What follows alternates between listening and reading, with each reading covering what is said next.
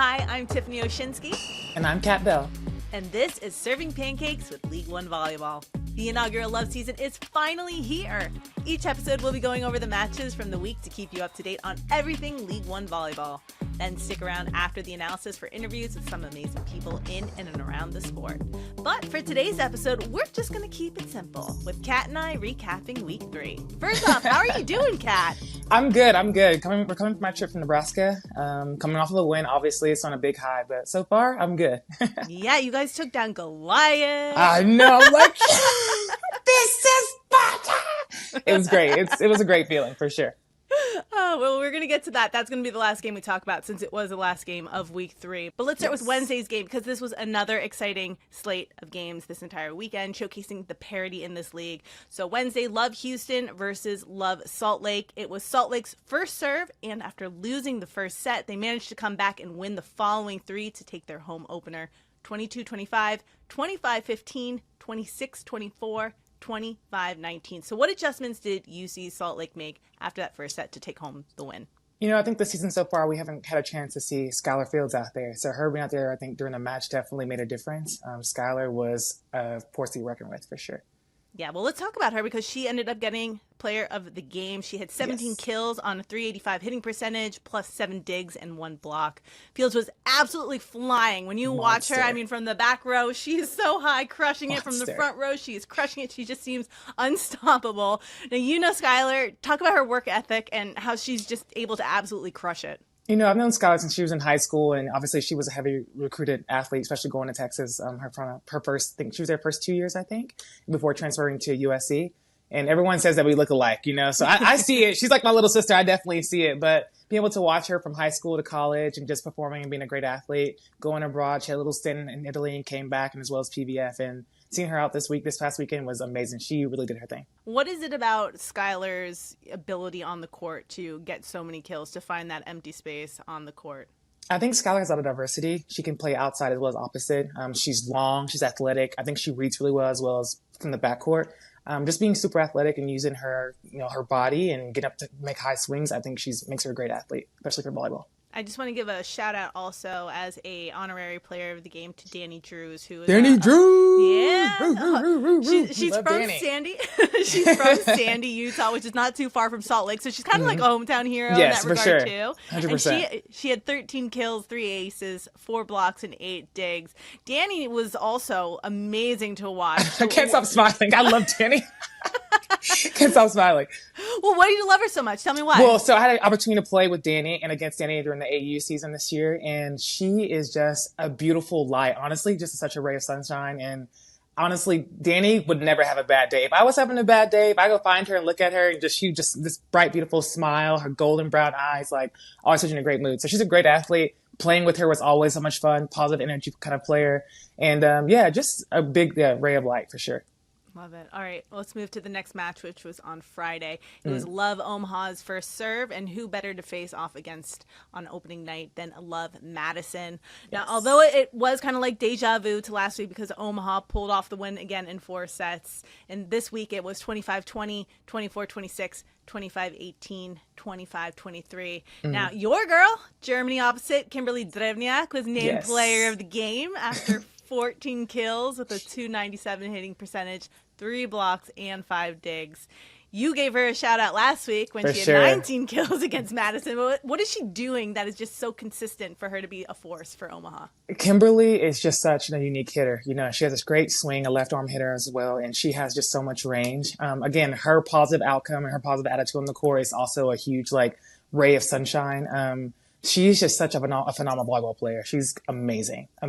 Were there any other players from that match or anything specific when it comes to the game plan that you saw that really stood out? I'm always going to give a shout out to Justine. Having a great libero is honestly a cheat code. Like, Justine is just absolutely amazing. You know, I admire her as well since she's playing at Nebraska, and I think having something like that on your end, you feel comfortable as an attacker to swing hard and swing high, and if you get blocked, you're going to know that Justine's underneath there digging those balls. So it's a great recovery and a great person to have on the team. So Justine, big shout out. Love it.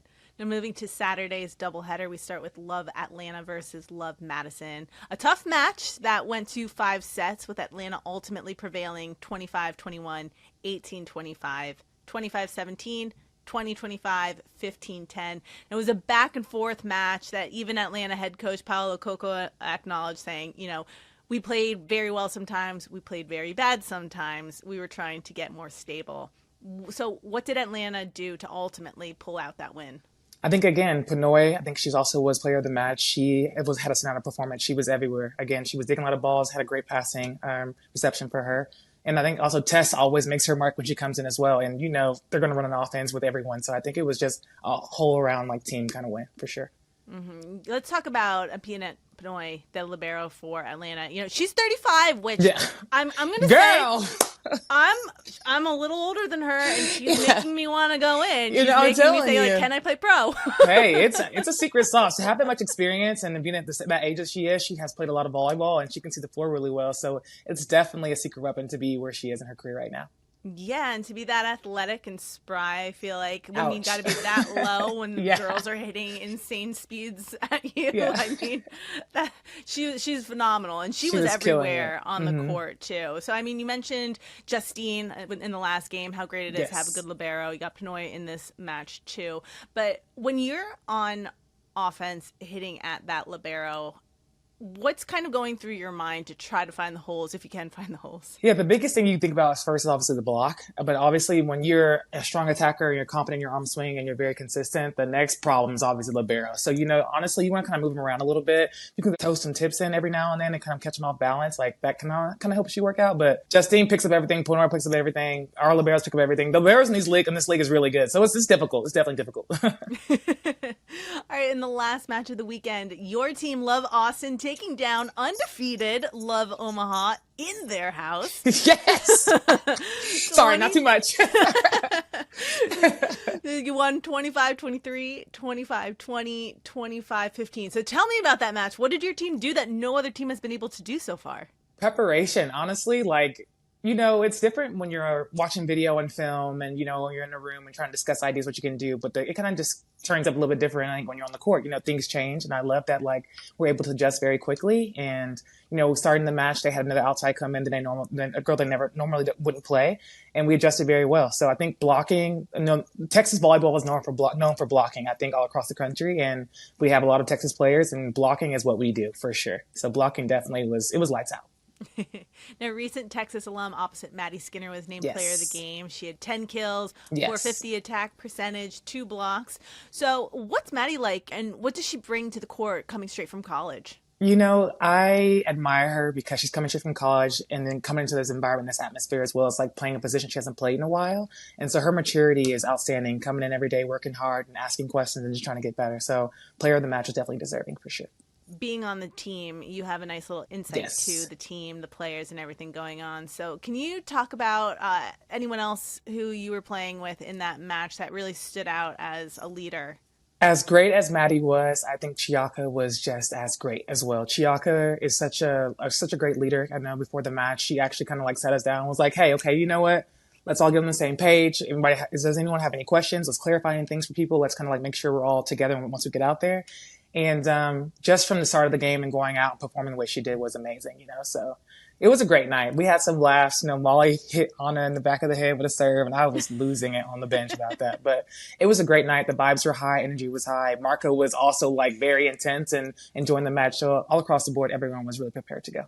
All right, well, now that there are no more undefeated teams in League One, and, as I said at the start, there is so much parity, the matches are even more exciting to watch as the season progresses. Oh, so tough, but so fun to watch.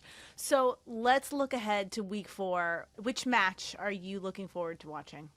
Week 4. So who do we have up this week? So we got Houston versus Madison. Yes. Salt Lake versus Atlanta on Friday. You guys versus Salt Lake on Saturday, and then Omaha versus Atlanta Saturday night. So I'm going to say us versus Salt Lake just because we're 2 matchups that haven't been seen yet.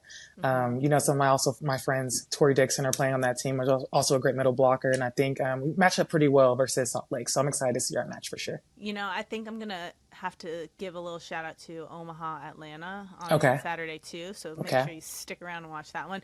Just because they're fun to watch, but if you look at their stats, Omaha and Atlanta are the top 2 teams in kill percentage, with Atlanta being 1, and kill efficiency with Omaha being 1. Yes. But then on defense, the pass efficiency and good pass percentage, Atlanta's number 1. Yeah. And also, I mean, Omaha's number 2. So it's like you got the best kill percentage, kill efficiency, the best pass efficiency, good pass percentage going head to head.